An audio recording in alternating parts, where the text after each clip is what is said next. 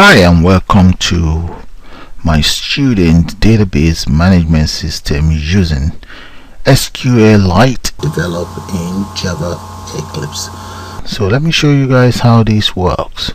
See all of those information of this guy Paul Parker. We can always add them straight onto the database. As you can see, that's the student number. So with the student number we recognize whatever student we would like to search for. So right there, that is the information of Paul Parker there, right there. And we seem to have two records of Paul Parker, which we can always delete. There we only have one left, and as you can see, we're able to print transcript, and we can also print hard copy of Paul Parker's details. So just select whatever printer you intend to use, and that's it. And we can reset. Click on reset and let's enter new student details there. And let's assume this student's name is Sally. Let's say Sally Garner, and that's the details of Sally. Sally's student details, Sally's grades, and there. So all we just need to do is click on student record. If we come down here, click on the student result, and right there you should be able to see Sally's details. You can verify that with Sally's reference number, and we can print out hard copy of the transcript. So what I'm going to do now is to take you guys straight into Eclipse development environment, and we'll put one of these together. Let's do that now, guys. Hi and welcome to my student database management system using SQLite. So I'm going to start by clicking on file, new project, and I will select Java project, and right there let me give my program a name. I will call that student underscore SQLite underscore call that system SQL system. Right, that's fine. Now we click on, if you like you can click on next, and that's how you will see the source folder. Just click on finish. There we go. And right here, that's my student SQLite student system. Now the next thing we want to do is right click on this very folder there, okay, and let's select new, and I'm going to select class, okay, and right inside the class let's give our class a name. So I'm going to just call that class, let's see, you just need to call it something simple. So I'm going to call it SQL, I'll just say SQL connect or connection, yeah, and make sure the public static void is unchecked and the constructor from the superclass is unchecked as well. So let's just click on finish. There we go, guys. Now the next thing we want to do is to create our database. So okay, what I'm going to do now is to open up the browser for my SQLite, and I'll go to file, new data, and this very new data I would like to save that straight into my right here inside the student SQL system. I would save that in there. Let's give it a name. So I'm just going to call it student and click on save. Now right there I'm going to call that student as well. Right up here, that's the editable definition. Now where we have add field, click on that, and the next thing is I'm going to enter student ID.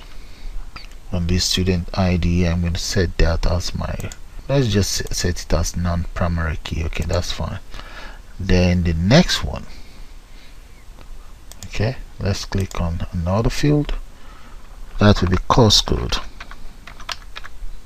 and another one that will be math, I'm gonna make all of these integer. Then here I'm gonna make this one, that will be English. Yeah.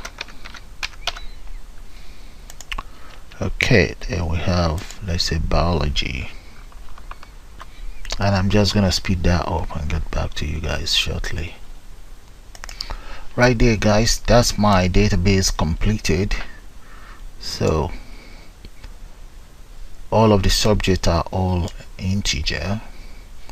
I'm just gonna click on OK there, and it is saved anyway, and that's it. And that's all with the database. I'm going to now minimize that. Okay, we're going to now write a function here so that we can embed this very database that we've just created. But before that, we must import the following. So I'm going to say import java dot sql dot star, which means import all of the components that we have inside the SQL. The next one I'm going to do is to import the javax or javax dot swing dot star, import it all as well. I'm right there. So the next thing now, let's enter a function here. It's going to be a public one, public static. Let's say connect connection, and I'm going to just call that connect database db, and enter a curly braces there. Then I'm going to use try catch, try to catch whatever error that I might run into. So I'm going to say class dot from name, and that is going to be hog dot SQLite dot jdbc there. Now we want to connect the database, so I'm going to just copy this. That's the connection. Come right down here, connection, and the name of my connection is that's connect. So let's say driver manager dot get connection, and that connection is going to be my jdbc column SQLite column, wherever my database is. Okay, let's navigate to where my database is. That is it, right there. That's the database. Okay, what you do to get a path is hold on to the shift key, right click on the database name. You see where we have copy path, then click on it. The path is copied. So all we need to do is to come right here. Okay, let's collapse this so that you can see it. I'll come right there. Just paste the path there. We already have a speech mark, so I'm going to delete that. Now we have C. Then here you see this backslash, we have to make that double backslash. All of the backslash will become double backslash, and this one as well. And I'm going to delete this one. Yeah, so let's move this so that you guys can see it. And here enter a semicolon. There we go. Okay, now the next thing we want to do is we just need to say return can. There, right underneath here, I'm going to say cache whatever error that might be. Okay, open a bracket and exemption E. Right, and right underneath here enter curly braces, and in there that's going to be J option plain, just in case if there's any problem, dot show message dialog. In this case is no, and we just say E. That would be whatever error message the system has to offer, and that's it. Okay, so one more thing we need to do is, so that this error will go, I'm just going to enter in there return equals nothing here, right underneath here. Let's say return, and that will be no. There, you see the error is gone. So you definitely need this so that you can get your database connected to your system. Now let's go back in here. The next thing I want to do now is, you see this, my database there, my system there, I mean, and now I need to right click again, new. I'm going to select order, and right inside this dialog what I need is application window. Okay, if you don't have your window builder, there's a lot of tutorial on YouTube on how to reinstall your window builder. So select the application builder. Next, you can then give your, let's give it a name. So I'm just going to call it student records. So come right then, paste there, and click on finish. There we go, and that is my student record there coming up. There we go. Now if we go to the code, we can always define the size. That's the size there. Well, I'm going to change this 100. Okay, that's the frame. I'm going to change that to 0, just changing the coordinate to 0 and 0, and now change this to approximately 1400 plus, and the height I'm going to make that about 800, and that's it. So if I click on, this is what you see that. Okay, the next thing is, you see the back color, you can click on that, and let's change the back color to right here. Let me select that. Yeah, that's my back color. Click on OK. There we go, the color is there now. The next thing I want to do is to go straight to the palette. So let's collapse this, go to the palette here, select that, and I need some panels. Before adding the J panel, I just right click and select set layout and select absolute layout, or you can always come here, just click on that there, but I prefer it this way. There we go. Now let's add our J panel. Click on the panel, paste that in there. That's my panel there. Now I'm going to go to the properties of this very panel and carry out some changes. Okay, then I can even copy it across then. So make sure it's selected. Let's go to where we have structure. That's where the properties are. The first thing I want to do is to change the back color, or maybe let's change the border first. Click on the border and let's drop this down. Line border, I'm going to make that 12, and let's change the color of that. Come right here, and I'll just select this very color here. That looks like what I call cadet blue. There we go. Now let's change the inside color. The inside color is what I normally refer to, or I think it is powdered blue, this very one. That's it. Okay, so I'm done with the color. Let's copy it. So control, or we can just select and copy and paste. Yeah, then I need one more right underneath here. There we go. Now I have all my, let's collapse that and reposition it properly. This come right there, and just drag.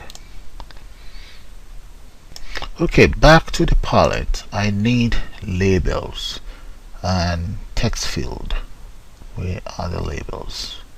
Okay, I can see the buttons. I need buttons anyway, so let's grab button here. So I'm going to copy that across. Once it's enhanced, Then let's select the panel, right click on the panel. We need to change them to absolute layer as well.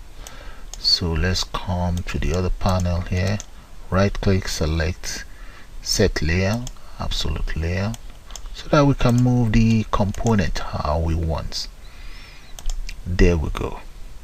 Now grab a label, so we can paste the label wherever we want. You see that now, and I'm going to need a couple of those. So this one is going to be known as student ID, and let's make the font of this. I'm going to make it 18. So let's go into the structure here. Yeah, so let's change that to 18. There we go, bold. Yeah, right. And we just need to copy that across anyway. Copy, and then we change the details there. We just need this.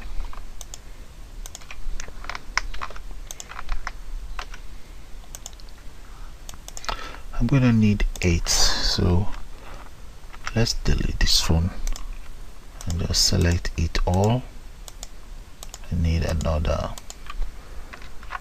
lot of 8 and just paste that in here, right there. There. Now we need the text field. I believe that's the text field. Yeah, I need 16 of those as well. No, 15 of those. Copy, paste. I'll select all of these, copy and paste. There. Okay, we're getting somewhere. Now, as for this is going to be my, that will be text area. So copy the text area and just paste that here. There we go. Bring it down, and here I'm going to need a table here, and right in here I'm now going to add this gesture panel in there, right? Okay, now that I have that in there, I can then paste my table on it. So it's kind of like tricky, so you guys just need to be patient with it. Okay, let's bring that there. We are almost there, so that is fine. I will now get my table. If you look at the structure here, the tree structure here, that is this panel here. I'm now going to get my table right in there now. So grab the table, paste it right in there. Now look at the table is there. Now you select the table, make sure the table is selected, then we can then enhance the table right from here. Okay, so I'm going to need, that will be the student ID, student ID, then the next one, insert, we're going to need the course code,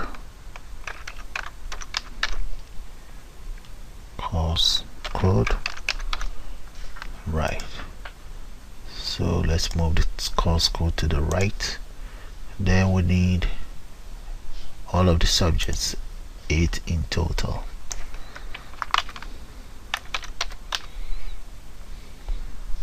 We have math to the right. I think we have English.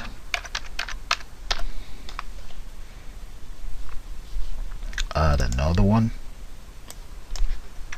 We have biology. So what I'm going to do is I'm just going to speed up all of these. Okay guys, all the headings are in place now. I'm now going to click on OK. I have also named all of the text box, okay, just to speed things up, and I haven't done this, so let's change that. The text, let's change the text content we have on that very button. So this one, I'm going to call this one student results. There we go. And let's increase the font size to maybe 20 as well. Make that bold. Yeah. And one other thing, let's change the back color. Let's come right down here and just change the color of that. I'm going to change it to candidate blue, which is right here. And I will also change the font color to white. You won't be able to see any of those now until I run the program, though we can see this very one. So let's copy that, copy and paste, and this is going to be known as transcript, and the next one is going to be known as print. Let's paste the other one too. Just gonna call that print, and so on. Let's just add the other ones, and this is going to be my exit. Then we rearrange it properly. This will be reset, and we have delete. There.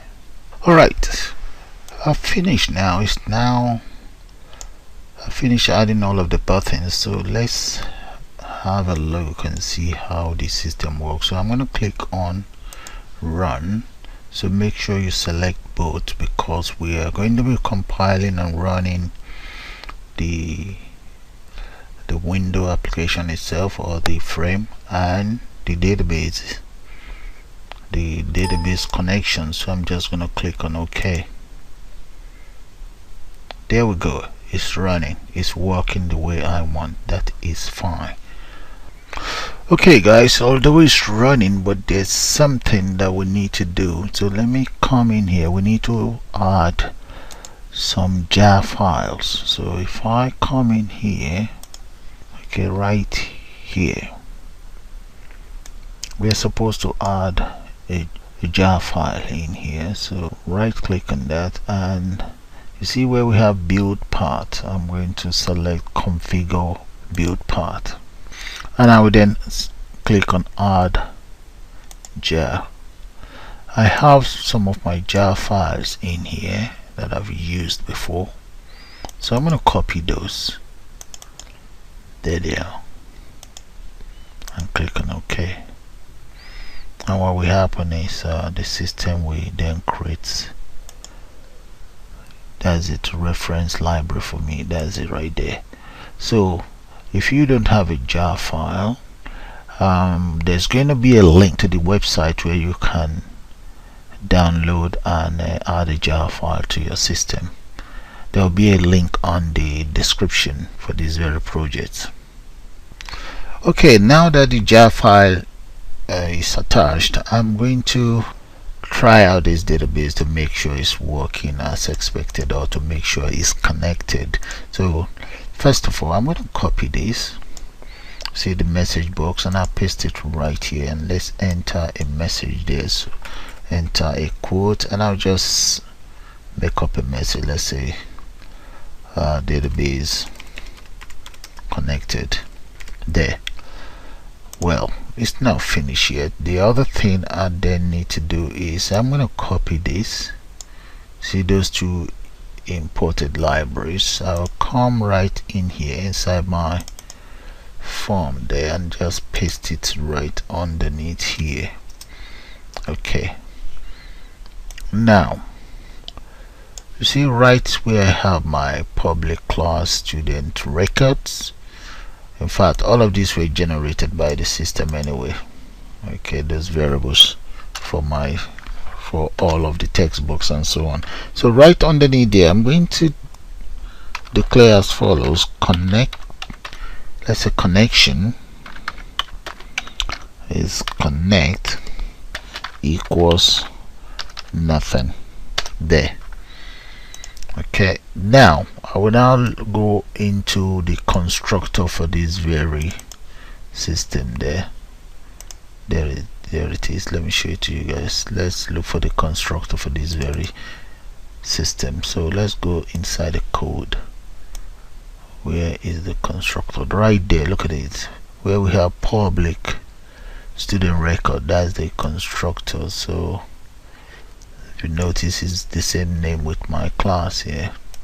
So I'll now come down here, and what I will then do is I'm going to say connect equals the very name of my connector, which is a SQL connection dot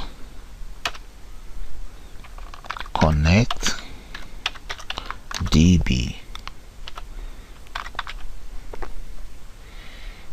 There, right, and that's all there is to it. So let's try it now. So if I get a message box, that means my database is connected. You see, make sure both are checked. Right, then click on OK. Yeah, you see, database connected, so my database is working. That's good. Right, with that, I'm going to call it the end of the first part of this tutorial, and I'll see you guys shortly.